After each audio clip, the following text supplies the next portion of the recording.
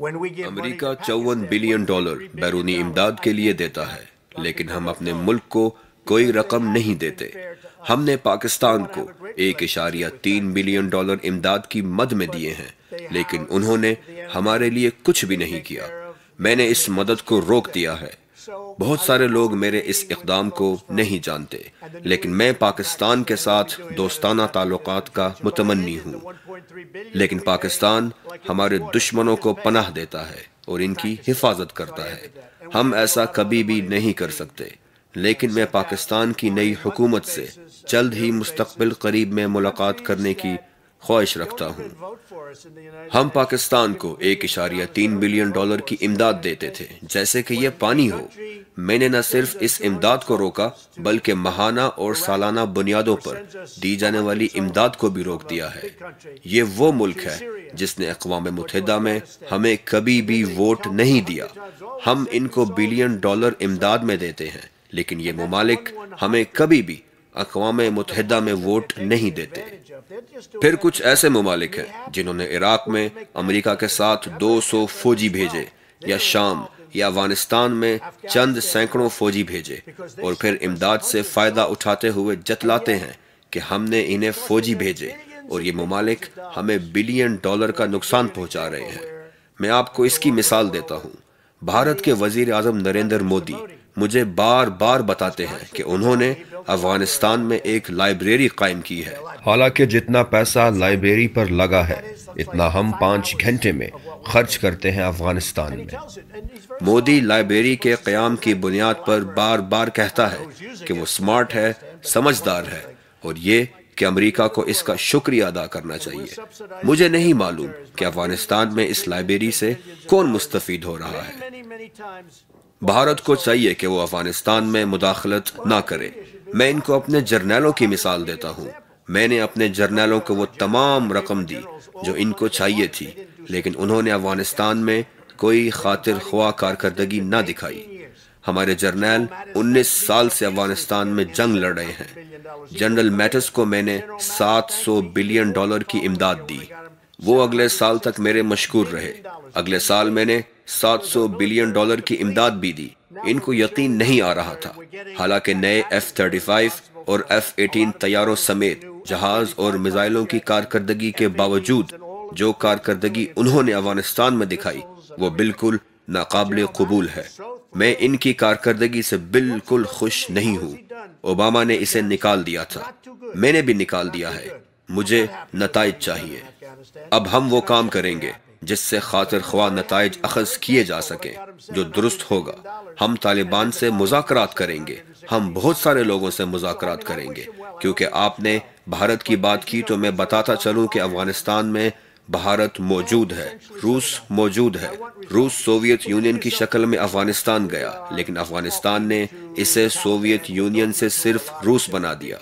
وہ افغانستان میں جنگ لڑتے لڑتے دیوالیہ ہو گئے۔ پاکستان افغانستان کے قریب ہے۔ پاکستان کو افغانستان میں جنگ لڑنی چاہیے۔ آج وہ جگہیں جن کا نام آپ سنتے ہیں وہ کبھی سوویت یونین کا حصہ ہوا کرتی تھی، لیکن افغانستان جنگ نے ان کو دیوالیہ بنا دیا۔ لیکن وہاں پاکستان کیوں نہیں موجود؟ کیوں بھارت نہیں موجود، روس نہیں موجود، اور ہمارے فوجی وہاں موجود ہیں، حالانکہ ہم 6000 میل افغانستان سے دور ہیں۔ کچھ ہفتے قبل میرے جرنیلوں نے افغانستان میں ایک علاقے کی نشاندہی کی جہاں پر طالبان اور داعش موجود تھے اور آپس میں لڑائی کر رہے تھے۔ طالبان بھی ہمارے دشمن ہے اور داعش بھی ہمارے دشمن ہے۔ میں نے اپنے جرنیلوں کو کہا کہ ان کو آپس میں لڑنے دو، لیکن میرے جرنیل بیچ میں جا کر لڑائی کرنا چاہ رہے تھے۔ یہ پاگل پن ہے۔ ان کی جگہ میں بہت اچھا جرنیل ہوتا۔ اب جب کہ ہمارے دونوں دشمن آپس میں لڑ رہے ہیں تو ہمیں بیچ میں جانے کی کیا ضرورت ہے؟ ہم شام کے مسئلے میں نہیں الجھنا چاہتے۔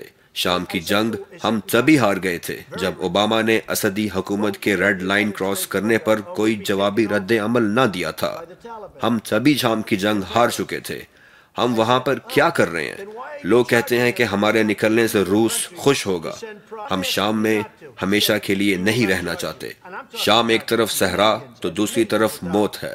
لوگ کہتے ہیں کہ اگر ہم شام سے نکلے تو یہ داعش ہمارے ملکوں میں آ جائے گی۔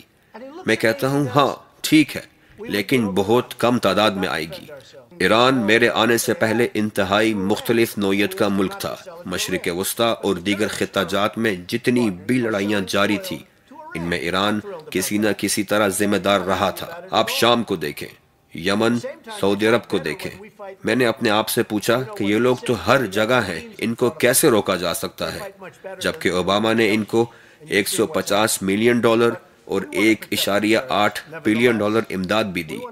ان سب کے بعد بھی میں نے آتے ہی ایران جوہری ڈیل کو منقطع کر دیا۔ ایران اب وہ پہلے جیسا ملک نہیں رہا۔ ایران اب شام اور یمن سے اپنے لوگ نکال رہا ہے۔ ایران اب اپنی بقا چاہتا ہے۔ ہم مشرق وسطیٰ پر قبضہ کرنا چاہتے تھے، جبکہ ایران ہر کسی چیز پر قبضہ کرنا چاہتا تھا۔ ایران اب بالکل ایک مختلف ملک ہے، جہاں ہر بڑے شہر میں ہر ہفتے احتجاجی مظاہرے ہوتے ہیں۔ وہ اپنے حالات کی درستگی کے لیے مذاکرات کرنا چاہتا ہے، لیکن وہ ابھی تیار نہیں ہے۔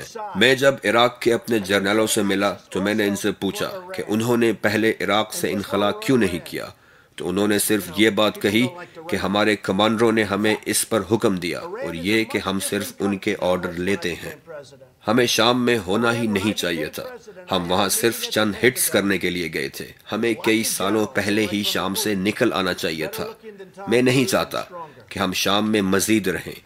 میں والٹر ریڈ ہسپتال واشنگٹن جاتا ہوں اور وہاں پر انتہائی برے طریقے سے زخمی فوجیوں کی حالت دیکھتا ہوں تو میں فیصلہ کرتا ہوں کہ ہمیں یہ نہیں چاہیے۔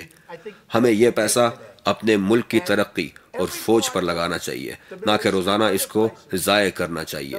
ہم افغانستان میں صرف ایک ماہ میں اتنا خرچ کرتے ہیں جتنا ہم بین الاقوامی سطح پر خرچ کرنے کی بات کرتے ہیں۔